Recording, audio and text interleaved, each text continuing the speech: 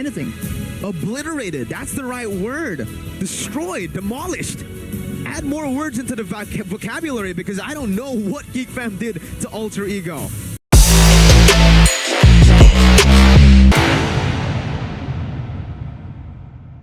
Any kind of comeback potential in that late game. I agree. Especially that fourth point. That's going to be the main question here for Alter Ego. Sure, for the past few matches, they have shown that they can be a little bit more disciplined than they usually are, which eventually gives them the game. But can they be consistent is going to be the question. And another question is, how are they going to draft? Because for both Geek Fam and Alter Ego, well, for every single team, I believe, in Season 10, the draft has mattered a lot. I think the impact that the draft has on the game has risen since the last season. Now it's at 60% for the draft and 40% on the execution, Arashi. As we are entering the first game's draft, Geek Fam have opted to go for a Valentina Julian ban. Alter Ego still respecting Jana QT with the ban towards the Akai. That's on that note, actually, what I wanted to mention was the fact that the last time that we saw Geek Fam going against Bigatron Alpha the other day was the fact that their draft was questionable.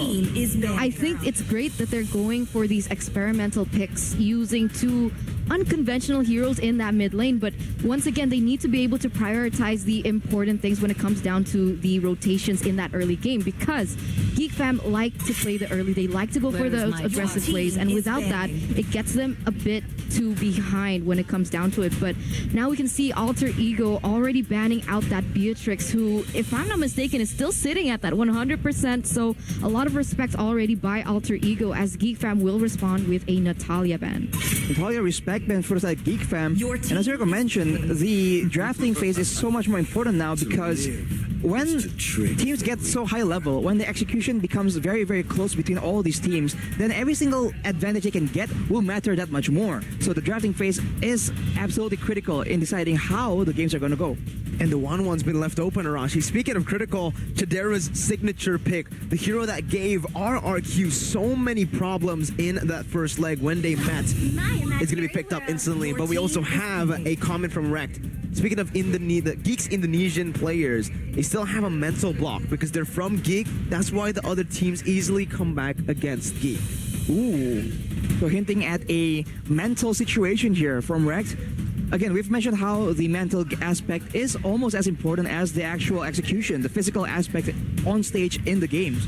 But right now with the 1-1 already secured by Geek Fam, for Alter Ego, we have to see what they want to do, because they can prioritize the mid lane, trying to enable Udil, getting secure heroes for Udil, or they can go and secure something for Ahmad instead, because this man, he is well known, and he has a reputation behind him. Okay, so an early Phoveus pick here, and this is interesting, right? Because Geek Fam can always pick up that Esmeralda, which is exactly what they do now. But the Paquito being picked up is great, but on the flip side, Fanny is also secured by Geek Fam. So this leaves open Alter Ego to pick up someone like the Julian, perhaps as a power pick for Udil. But if they do that, are they going to be lacking in terms of that CC? This is also the debut for Jana QT on that Fanny here in MPL ID Season 10. Alter Ego, they already have a counter hero towards the 1-1 and the Fanny. That Phoveus is going to be massive here. If they go for another hero that can counter the Fanny, perhaps dash cancel, like a Kufra, maybe even Ruby, definitely would work in this situation. Alter Ego with the last pick. Last pick will be that Lunox. So already very unorthodox picks for the side of Alter Ego. They have a lot of magical damage right now, and you have to question where exactly is the Phoveus going to go. Flex pick still available, but we saw a quote earlier from Luke that he wants to go against Alter Ego. He wants to win, and so it's that aspect is making Geek Fam a lot more passionate, a lot more on fire to try and prove that Alter Ego, they can take him out. This head-to-head that we see here on the screen as well, Beloyski versus Leo Murphy, it actually reminds me that the Franco is still open if Alter Ego wants to pick it up for themselves.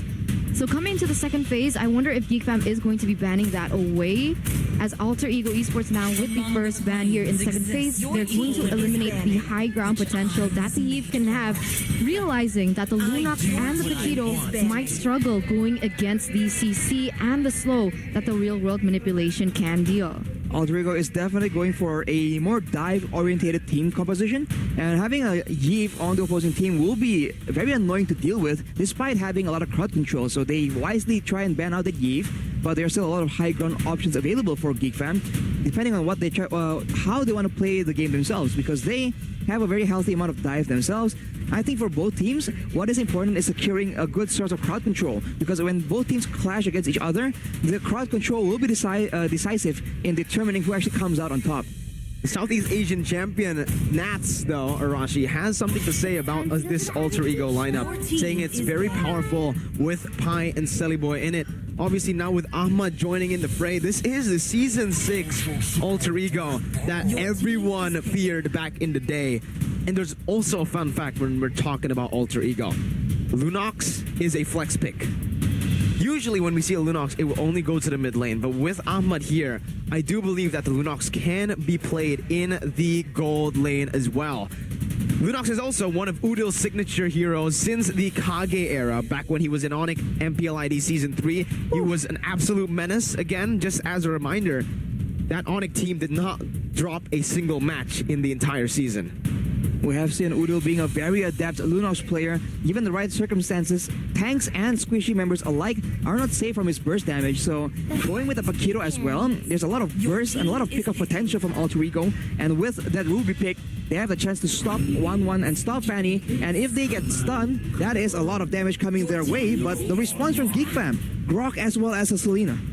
Remember though, on that note about the Lunox is going to be able to melt down the Esmeralda as well as the Grok. So in a nutshell, it feels like the composition that Geek Fam has brought here in game number 1 feels a little bit countered by Alter Ego. The Selena is going to be the last pick, and I just don't see how it kind of blends together. Are they going for pickoffs perhaps, or are they going for the counter engage because of the draft that Alter Ego is bringing, which is super aggressive, and it can work with the Grok, but it doesn't feel like it synergizes well. Yeah, early game pressure is what Geek Fam are looking for, basically with the picks and obviously with the Fanny as well. But Alter Ego, they pick up the Bauman, so it's going to be Ahmad on the Phobius, and Udil is going to be the one on the Lunox. Contrast for both of the teams right now, as you can see, because Alter Ego, it does seem like they are waiting for that power spike to hit, especially on Lunox. Meanwhile, Geek Fam, they want to get the ball rolling from the get-go. With the Selena, the Grok, and the Fanny, that's a whole lot of pressure in the early game. I feel like Geek Fam has a lot of intel, scouting potential with the Abyssal Traps, with Grok being able to scout with relative safety due to his passive. But honestly, when it comes to burst damage and pick-up potential, Alter Ego has a lot better chance. And the audience prediction by TikTok from the social media platforms does show that Alter Ego, there's a lot more favor from the audience for their team. This is surprising. I mean, for the past few matches that we've seen Geek Fam play, they seem to have won the favor of the audience, but in this team, and in this particular lineup against Alter Ego, it doesn't feel this way. So both compositions have been set in stone here, Mirko. Bring us into the tunnel for game number 1. Let's jump in the portal to the Land of Dawn. Ladies and gentlemen, we're here. Geek Fam on the blue side, Alter Ego on the red. Perfectly as well. Selly Boy is on the orange buff and Jana is on the purple buff. So both of them are trying to go for the same route, towards that bottom side and towards the first neutral objective. We have to remember, though, because Geek Fam has drafted very early, Alter Ego Esports, they can't play as aggressive that they're usually accustomed to. Sure, they have the Bauman to be able to contest those neutral objectives, but remember, someone like Lunox needs a little bit more time to scale, and here we go. Very good Abyssal Arrow onto Leo Murphy, forcing a lot of HP to be taken away from his HP bar. That's a little win already for Geek Fam. Another Abyssal Arrow, though, forcing Leo Murphy to back up, but whoa, we got a crazy mix of predictions here for Geek Fam and Alter Ego. Count prediction by Axe. Hey, turn out Arashi, you guys opted for Alter Ego. We did indeed. I think the Alter Ego, yeah, they're losing in the crowd control and in the scouting department, but if Geek Fam makes one single mistake, they have a lot more burst damage, and they have shown that they can outmaneuver teams. But in the top side right now, it seems that Ahmad gets taken out. That's a first blood for Elzura. Oh my, first blood here by the Samsung Galaxy A series. So they are still playing towards their winning conditions here for the side of Geek Fam, trying to utilize to the utmost capacity of their early aggressive comp that they've brought. Alter Ego Esports, they just need to be a little bit more patient. This is the reason why I thought that the draft coming in from Alter Ego Esports was a little bit better. In the long run, mid to late, perhaps they will have the opportunity to counter the heroes from the side of Geek Fam. But if Geek Fam can snowball here from the early game, it's going to be difficult, realizing that they don't have the high ground that Geek Fam potentially has. And this is why I actually opted for Geek Fam. It's because of that early game pressure that they have. Notice how in both Gold and XP, it's going to be Geek Fam who win it out in the laning phase. With the help of Elzura, it just places more killing pressure onto the members of Alter Ego. With that though, look at the wall from Baloyski. Perfectly placed by Baloyski to actually force the turtle back and to reset it instantly. So that's buying a little bit more time. And look at what that time is able to give to Geek Fam. Fanny already up top in the orange buff, taking that orange buff away, trading it in, knowing that they can't really contest a Balman in the jungle when it comes to neutral objective control. Turtle Lane presented to you by the Samsung Galaxy A series by Alter Ego, but Geek Fam still are grasping onto that gold lead. Honestly, I think it's just a very clean performance from both teams right now. Geek Fam, they're trying to use the Abyssal Arrow to their favor, but Alter Ego, they have a winning lane in that bot side where they can actually use that leverage to try and make plays. Threat dealt with.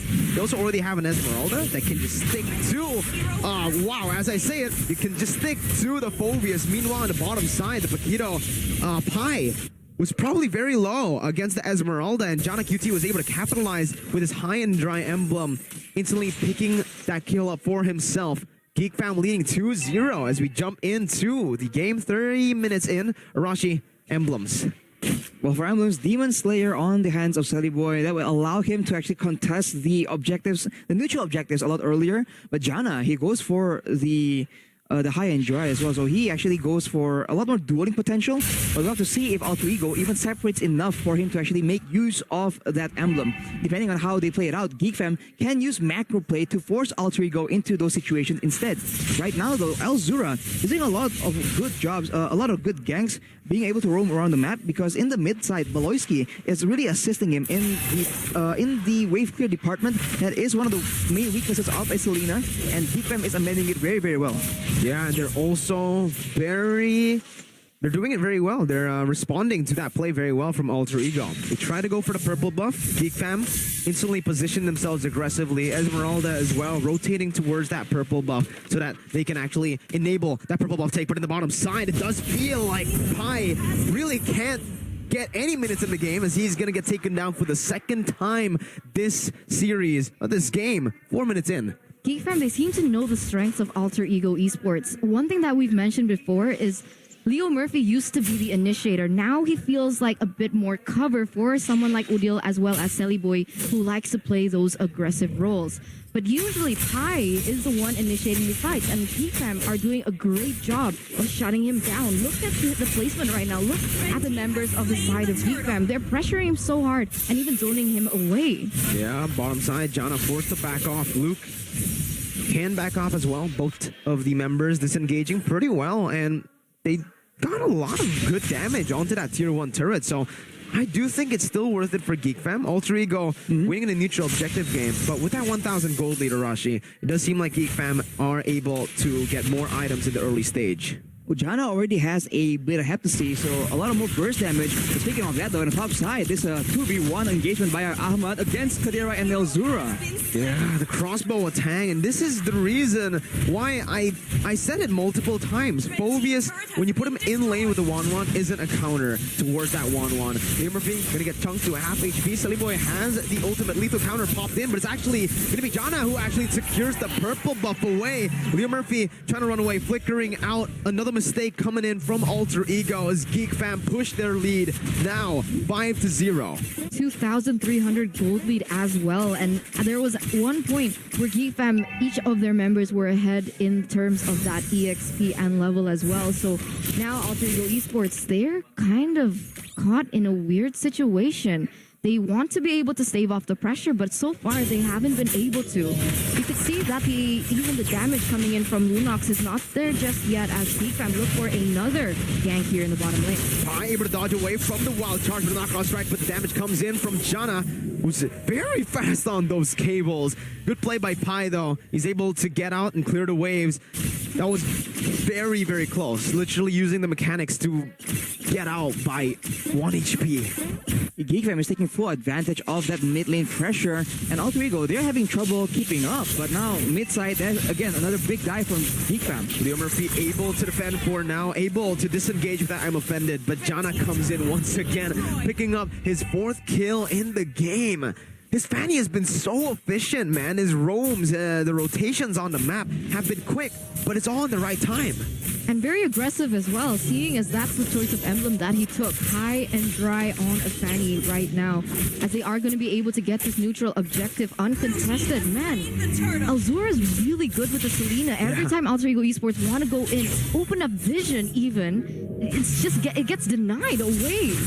Well, again and again, we see that Alter Ego are prioritizing the turtle and neutral objectives, but as a result, Geek Fam, they're getting a healthy amount of lead in all 3 lanes. They're also winning in the pressure department, and with the only turret being left being the mid turret, Geek Fam have a lot of options in how they want to invade towards the jungle of Alter Ego Esports. And soon, I think Seti Boy is going to start feeling the pressure coming in, because Geek Fam, they're not going to start. They're not going to stop the pressure now that they're in this situation. Alter Ego definitely need the new axe effect here, because currently Geek Fam are outsmelling them because they're outplaying them as well. The better you smell, the better you play. Meanwhile, bottom side, Pi taking a whole lot of damage from Jana and Luke, but it's all just to zone him away from the minion waves down below, making him lose XP, forcing him to go mid, and another Abyssal Arrow connects on towards Udil. Elzura has been phenomenal. Jana jumping in onto 2 members with the cables. Going to be able to jump out right now. Missing a few. Boy jumps in with the Retribution, slowing him down, but it's not enough to take him down. Jana, oh my goodness gracious.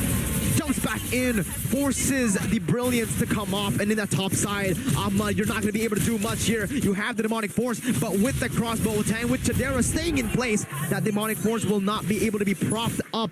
Alter Ego getting destroyed in the first game of the series. Wow, already 5,000 gold ahead here in the 9th minute, and it's keeping on rising right now. It's going to be Leo Murphy here caught once again, as the I'm Offended is going to be able to buy a little bit more time, but other than that, still, everything reflects that Geek Fam has been dominating this game.